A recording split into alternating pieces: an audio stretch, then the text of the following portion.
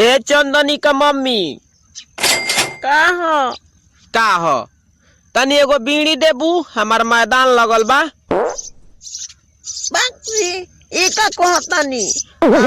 Corona virus फैलता आ बीड़ी पियब तक का होई।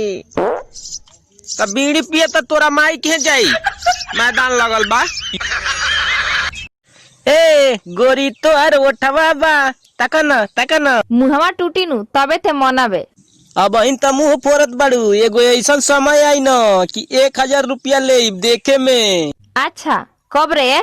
जब बीगो पे हीरो बनब तब रे। आज तो मोटरवा खोल ले जाई। और सारे कुल घरवा में हवा सब मोटरवा कोनो खोला त का रे? नहीं मोटरवा पर पट्टा चढ़ावा नहीं। हमार आखिरी इच्छा पूरा कथी तनी हक दीना का? हाँ हाँ हीरो हीरोइन फिल्म में अलग होके से पहले हगे लालो ना और सही रहो हक दीना। अच्छा हक चाहिए। हाँ ऐसन बोलो ना। होली में हमारा संगे कोनो होलिये न खेलासो आया नीलवा के मेहरारू के गोइनी और रंग लगावे त पुअर पर तरकारी देतिया।